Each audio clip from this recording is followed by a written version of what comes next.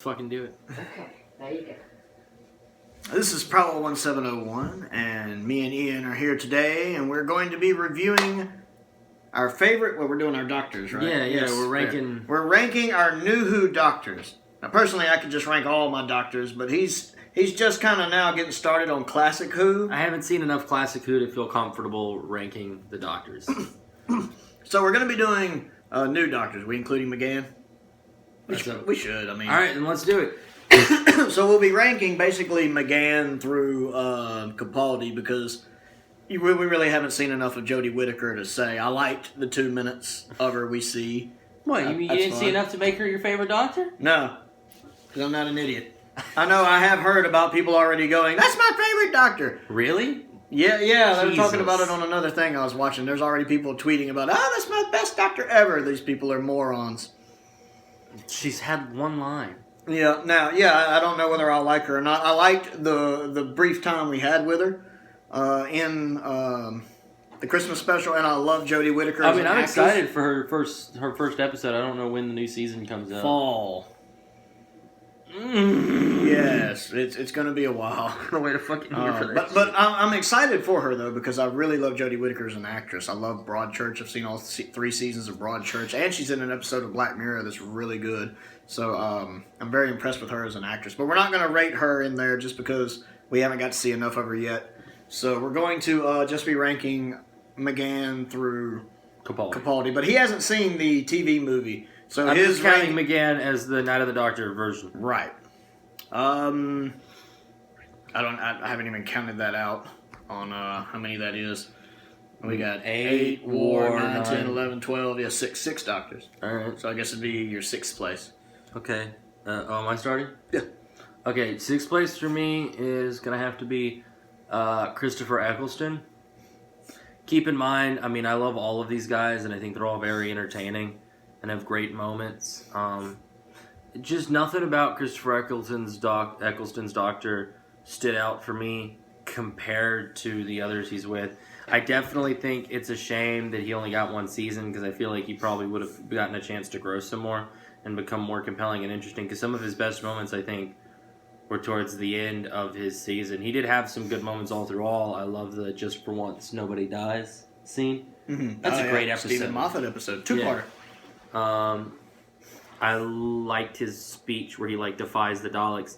I think his interaction with the Daleks is great because it really kind of sets up the way the Daleks are treated all throughout Russell T Davies' tenure on the show.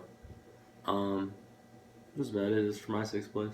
My 6th place is, and it's not that I dislike any of them. I love all of the doctors in New Who, but I'm going to say it's probably the War Doctor, just because we don't really get to see a lot of him, and he doesn't get a lot of time on his own. Most of the time he's with other doctors. Mm.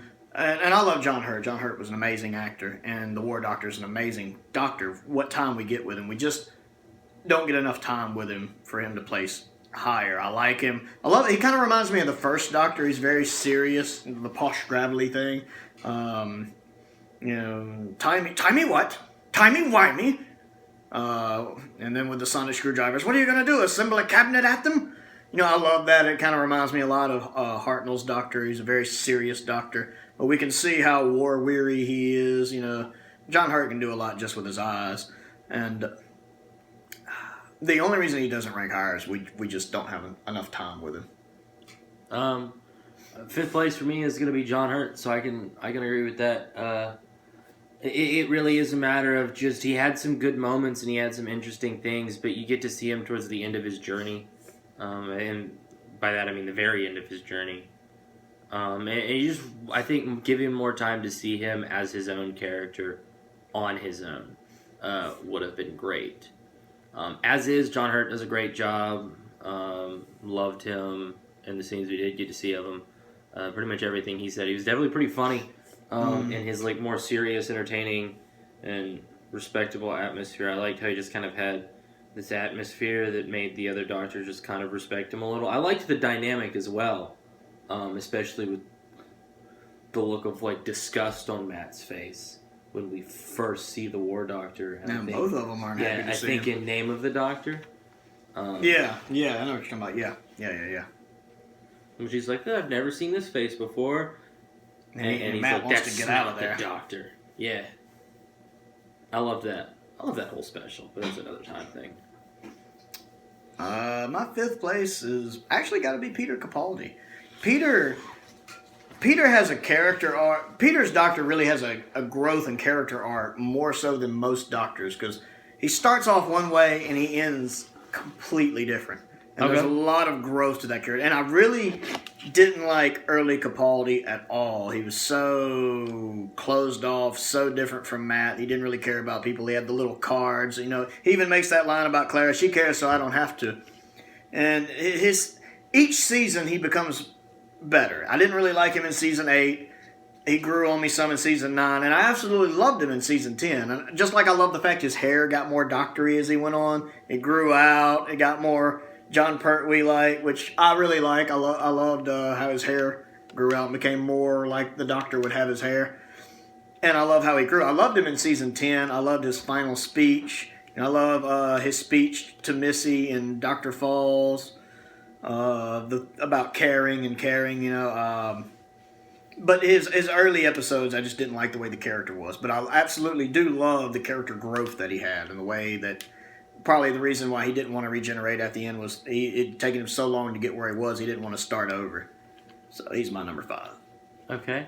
For me, my number 4, that's where we are right now, right? Mm. My number 4 is going to have to be Paul McGann's 8th Doctor. Now, again, I haven't seen Time of the Doctor, and I haven't listened to any of the audio dramas, so this comes purely from... You've seen Time of the Doctor. You're talking about the TV movie. Yeah, I haven't seen the TV movie, so this is all coming purely from the little short Time of the Doctor. Name of the Doctor. The name of the... Not Name of the Doctor. Is it Night of the Doctor? Yeah, okay, because Time of the Doctor... It's a lot of the Doctor. Yes, there is. It's Night of the Doctor. The little special he's in, Night of the Doctor. I love that. I think the way they introduce his character in it, it's just beautifully done. He's got this fun atmosphere, but I love how he just, like, the look of horror on her face when she realizes that he's a Time Lord from the TARDIS. And then I love how when she deadbolts herself, like, oh, well, if I'm going to die, you're going to die with me. Like, I love how he doesn't, he doesn't at any point try and save himself and, like, oh, well, I can't save her, at least I'll get out of here. Like, there's just, he tries so desperately to save this person he just met. And regrets it when he can't. Right, and then he feels, like failure for not being able to save that one person he knew for all of 30 seconds. Like, that really highlights that he had a lot of the compassion of the Doctor, and I think that's like my favorite trait when it's played with well, is just that heart. So I love that. And I really wish we could have gotten to see more of that version than 8th Doctor. I might try and look up some of those audio dramas to check them out. My 4th is also going to be the 8th Doctor, McGann's Doctor. I have seen the TV movie, and the 8th Doctor is really weird because so many people consider him one of the classic Doctors. And now with him having showed up in Night of the Doctor, he's kind of both, because since he's been in both, it's really hard to place him. I liked him in the TV movie. I think he was the best part of the TV movie. I really liked his acting. I liked he played such an optimistic Doctor, a happy Doctor, a Doctor who cared about people.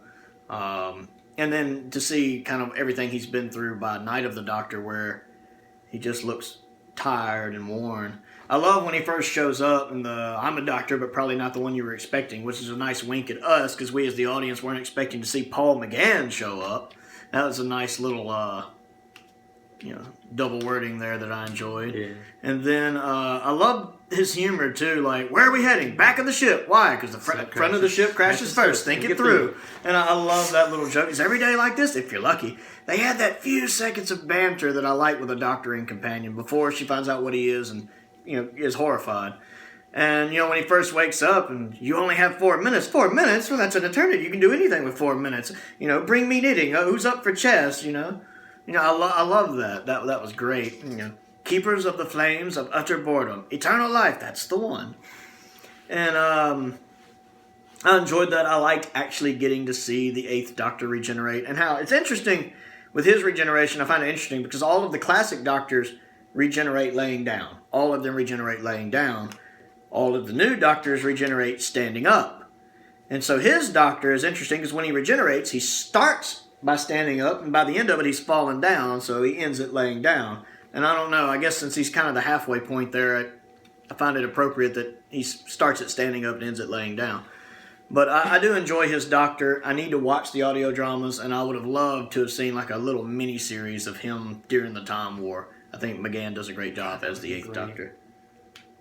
Okay. Number 3. Number 3. This is... Okay, I know where I am right now. My number 3 is going to be Matt Smith. I love Matt Smith. I think he's great. It's purely a reason of my first and second I love more for reasons I'll get into. I don't really have any major issues with Matt. I feel like occasionally... It's weird because all my faults with Matt are also things I love about him. Like I feel sometimes in some of his episodes he can be a little childish, but at the same time I love most of the time when he's really a little childish. So I think it's just more that occasionally Matt has poorly written episodes, in my opinion. But not all that often. One of my favorite things about Matt, and I won't say too much because I know you're going to say a lot of what I want to say later better because I've heard you say some of this stuff. I love Matt Smith's speeches. Stephen Moffat can write a great speech. For anything he does wrong in Doctor Who, he does write great speeches. And I love some of Matt Smith's speeches. They're some of the best speeches in Doctor Who. Because I love some of my favorite moments in Doctor Who, a lot of them are ones, like I love when the Doctor throws his reputation around. And Matt Smith has a decent number of speeches because he'll so often portray himself as this happy-go-lucky, friendly guy that occasionally he just shows that rage and pain and hate and anger and loss that he has like deep down that he tries to hide and is almost like he's running away from as a character. And I thought that was something interesting they played with in Day of the Doctor, where they show how like David Tennant's Doctor is wallowing in that self-hatred and anger, and whereas Matt Smith is trying to run away from it. I thought it was a cool dynamic, and I think Matt Smith does a beautiful job at showing that odd mix of childlike behavior, pain, and anger, and just like bottling it all up in different ways, in ways you wouldn't think work well together, but end up just working. My number 3 is going to be Christopher Eccleston. Chris is great. If Chris hadn't been great, the show wouldn't have ran more than one season. I mean, Chris had a lot on his shoulders. The last time they tried to bring Doctor Who back with the TV movie, it hadn't gone over well. There was a lot riding on this. And Chris's first moment when he just grabs Rose's hand, he's just like, run! You know, it's right there from the get-go. You're off. You're on a journey. And that bit about, I'm the Doctor, by the way. What's your name? Rose. Oh, it's nice to meet you, Rose. Run for your life. It's very much the Doctor. It just, he does the Doctor well. And I love how he can switch from being funny to being serious like that. You know, he'll have his moments where he's making a joke and then he's deadly serious. And he can go through them really just like that from one to the other. I absolutely love that. Looking for a big round thing, some kind of magnetic thing, big round thing. And it's the Ferris wheel right behind him. What? Oh, and he has that awesome grin, that very Tom Baker-like grin, that big grin of his I absolutely love. Yeah. But he does have those dark moments. He is a very dark Doctor. He's very traumatized by the Time War. He's just coming off that. There are dark sides to him. Lost. The Dalek episode. I was going to say, one of my favorite moments with him is when he first sees that Dalek and then like that fear in his face. Yeah. And then the way it just turns to like spiteful hatred. No, it does. Like when he first finds out it can't fire and he just starts laughing. He's like, fantastic. Oh, fantastic. But I like that speech he does later to it on the camera. You know, when he tells the Dalek to destroy itself, why don't you just die? And the Dalek tells him, you would make a good Dalek. You know, that's a powerful moment. But I did enjoy his Doctor. He's really good. The humor really got me. Anything falling from the sky? Anything falling from the sky? And everybody's laughing because he's right in the middle of World War II, even though he doesn't realize it. So, even though we only got a season with him, and I wish we had gotten more, I did love his Doctor, and I wish he would have come back for the 50th anniversary. But he really did make his impact on Doctor Who. He really was a good Doctor, a very darker Doctor, but really well done. Do you have something you say? You okay over there? Yeah, we're good. Okay, I wasn't sure if you wanted to add something. No, we're good. I was... Okay, Number two? Number two for me is Peter Capaldi. I love Peter Capaldi from start to finish. His first episode was a little slow for me. Which I actually enjoy his first episode. I don't like it near as much as I like David Tennant's premiere and Matt Smith's premiere. But come his second episode, I love his character. I interpret his character arc a little differently, though. That might be part of why I like it. Mm. I interpret it as coming straight off of Matt Smith and David Tennant, who cared so much. I interpret it almost as if on his new lease on life, he's trying to stay away from that and trying to cut himself off from feeling loss. And then, like, over time, he learns to accept feeling and caring about things. That might not have been intended at all. But I just love his demeanor. It reminds me a lot of the First Doctor and the First Doctor's character arc, where the First Doctor starts off... Because I've seen a lot of the First Doctor. It's the only classic Doctor I've seen a lot of. And I love how the First Doctor starts off Really very... grumpy. Yeah, I mean, Really very grumpy. spiteful towards humans. He views Barbara and Ian as just lesser beings. It's like one of the first times, and to my knowledge, like the only time where the companions aren't people running away on an adventure with him, but these people he kidnapped and doesn't give a shit about. And then over time, we see him start to genuinely care and feel for these people, and then start to genuinely care and feel about strangers, and to start actually helping out.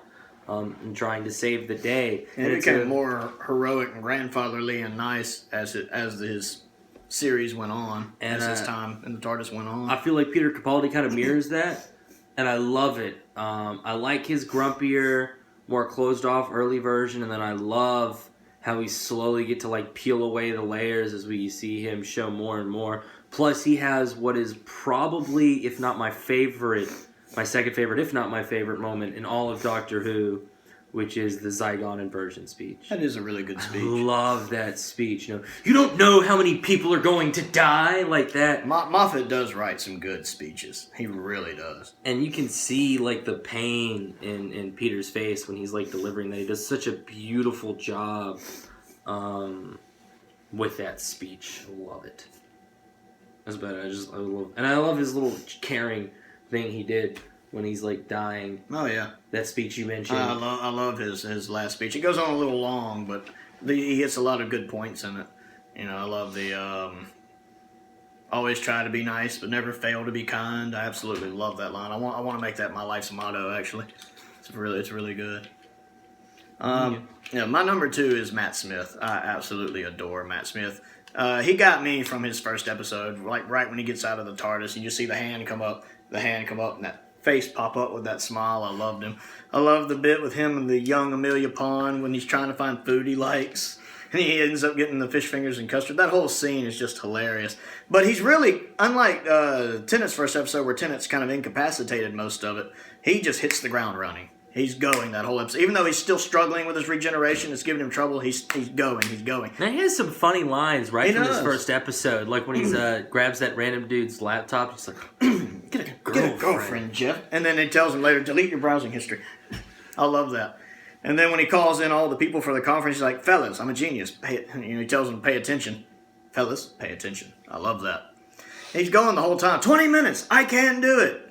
He's so confident. And then, of course, his speech at the end against the aliens with the eyes. Is this place protected? He asks them if they're a threat. And then he goes, you're not the first lot to have come here. There have been so many. And then at the end, that last bit, the question you have to ask yourself is, is this world protected? And it shows all the previous doctors right there. And just the way he steps through and says that, I love the theme. I love the 11th Doctor's theme. That bit where he steps through and he says, hello, I'm the Doctor, and he tells them basically, run. That's my second favorite speech in Doctor Who history. I absolutely love that. Just the self-confidence, the cockiness there. Hello, I'm the Doctor. Basically. That's a good tone for a lot of his speeches, too. And it is, and right there, I was like, this is a Doctor that, he's going to kick some butt. But he has that childlike wonder, like how he's obsessed with fezzes, like when he's in the president's room, and I'm going to need this, and a SWAT team ready to mobilize, 6 Dobby Dodgers, and a fez. He can be silly and funny, but at the same time, you can see the old man there sometimes when he's sad or he's angry. You can really see the old man behind the eyes. And Matt Smith pulls that off well, of making himself look like this person who's over 1,000 years old, who's been through a lot, who's seen a lot. So to be able to have an actor that does that kind of range, really well. You see some of his speeches, like his speech from the Rings of Akatan, is really, really good. I have lost Yes, things yeah. you can't even imagine. Yeah, I've seen things you wouldn't believe. I've lost things you will never understand. But then, you have him in Day of the Doctor. Can't you talk without waving your hands about? Yes. No. I love that. And then when he sees the fez and he gets all excited, he's like, mm. So I love Matt Smith. He's easily not just my second favorite Doctor of the new series. He's one of my favorite Doctors, period. He did a really good job in the role, especially being the youngest actor to ever play the character. I know we agree on the first, so we can interrupt each other, I think. But when it comes to New Who, our number one is David Tennant. Is my favorite. Yeah. God, I love David Tennant. Yeah, he's amazing. He defines. There's two moments I want to touch on, especially because they're two moments that really define why I love David Tennant. One moment I love because you just see like David Tennant's in a lot of his episodes. He kind of has this more really kind of soft and compassionate side, but we play with it a lot. And there's a lot of times where they show that, like, it kind of like in the Fury of the Time Lord episode as well, that it's kind of like a facade almost. And it's him trying to be nice. And when he snaps, like, there's no remorse, there's no hesitation. You see that in this first episode. Yeah, there is just done. I love the episode with the Vashta Neradi. I love that whole two-parter in the library. A Stephen Moffat episode. Yeah, again, he writes good episodes. But I love that thing he gives to the Vashta Neradi at the end, where he's like, we're like, they're like, and they're just gonna walk away. It's like they would if they were smart. And then he's just like, because you just killed someone I like, and that's not a very safe place to stand. You're in the biggest library in the universe. I'm the Doctor. Look me up. And then he just stares them down, and they just kind of back up. Like, yeah, you got 24 hours. We'll be over there. Take your time. He does have some moments. I like in School Reunion with Sarah Jane when he's talking with the headmaster, the guy who plays in Buffy, the Vampire Slayer, and he tells him, when he says, I'm so old now, I've used up so much mercy. And the way he says that, and he's talking about, he asks him what his plan is, and the guy won't tell him, and the Doctor just tells him, if I don't like it, it will stop. You get one warning. That was it. Just the way he can be serious. I mean, he is a happy-go-lucky, very human Doctor. More human than most of the Doctors. There's a lot of humanity to him. But when he gets crossed, it's it. Yeah, once he decides it's done, it's done. Just like in his very first episode, when that guy tried to charge him with the sword, he threw that apple, and he says it, I'm no second chances. I'm that sort of a man. When he decides he's done, he's done. I love another moment I love that really shows, because I love that element of him, that like no second chances, merciless version of him. We get to see a nice touch of that level of just 100% accountability in Day of the Doctor, when John Hurts, the War Doctor, is interrogating Matt on how many people die when Gallifrey gets destroyed, and Matt's like dancing around it, and David Tennant just snaps on him and like shoots out this ridiculous number. Yeah. And then because Matt had forgotten, you forgot. I moved on. Where can you be that you've moved on from that? But another thing I love is his compassion, and I think one of the best moments that portray it, and this is one of and moments like this make a character one of my favorites of all time when it happens, is when, what's his name? Wilfred? Yeah. Is when Wilfred is stuck in the little radiation thing. Mm-hmm. He gives his very short life, because really the 10th Doctor didn't last long in his timeline. He only got to be the 10th Doctor for about 4, 5, 6 years. Yeah. Not long. Is he just gives that rant of like, I could do so much more. Well, the 10th Doctor really liked being the 10th Doctor. And that's why, he had, the first time he started to regenerate, he put the energy in his hand so he could stay the 10th Doctor. He really loved being the 10th Doctor, and he was so upset that he was having to change. But since he is the Doctor, now, of course he's going to give up his life, for someone else, especially someone that he actually told, I would have loved it if you were my dad. Right, like just the way because what he does is you get to see that he doesn't want to go, and he hates the situation he's in, and you see that pain and that raging at how unfair the world is. But what I love about it is at no point when he's saying that is there an inkling of choice in his mind. Like in the 10th Doctor's mind, it's not I could let Wilfred die and live. It's I'm going to do this. It's just the frustration of knowing there's no other way. That's what he has to do. You can tell he's frustrated about it. But he's going to do it. But he's going to do it. And he knows he's going to do it. And whenever you have characters that are that level of selflessness, or when it comes between doing something that will save others, knowing full and well it most likely will or definitely will kill them, and there is no choice in their mind, I love when characters pull that. That's why, as I mentioned in the Star Wars video, I love Luke, and it's why I love Dinobot from Beast Wars.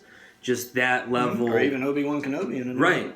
I just love that level of, like, I'm going to die doing this, but it doesn't matter. I have to save people. I also loved his speech at the end of time, at the end. It's really well written. And that line at the end, he mentions earlier that he thought a Time Lord lives too long. Just the way he says that right before he walks over, he says that, live too long. It just kind of creeps out that, live too long. That line is literally the reason David Tennant is my favorite actor. The way he delivers it, and you can see that resigned tone as well. You can see it. He's resigned to the situation. There's nothing he can do about it. It's a no-win scenario. There's no way he can have his cake and eat it too. And he's resigned to it. Just how unfair the situation is to him. Even after everything he's done for, the universe, that he's still in this situation where he can't have both. And I really liked the episode with his daughter. That whole speech there about how he's trying to say, you're not me, you're an echo. And how she's coming back with every point on him, too, I'm trying to stop the fighting. Isn't every soldier? And he is. I could go on forever about how awesome David Tennant is. I don't want to do that. I could He is a really good doctor. He's easily my favorite New Who doctor. You can pick any He's easily. I can never pick my favorite doctor because it's a tie between him and one of the classic doctors. I can never honestly pick between them, and it takes a lot for me to say that about the classic one in particular. That anyone could match him. But David was amazing. There's a reason why so many people are fans of David Tennant. While Chris got the ball started, David was the first doctor that a lot of New Who fans really got to spend quality time with. And a lot of people, of course, started the show during his era. He's and so they heartfelt, fell in love with him. You can just see, like, I love the end of his big finale episode. It's not his death, but the big grand one where all his companions return with the Daleks. Yeah. And that other version of him kills all the Daleks, and there's the horror. That was me when we first met. Yeah, I mean, not too long ago, when he first meets Donna in the wedding, right after he loses Rose, he just is watching the spiders burn. Like, I love... He has so many fantastic moments.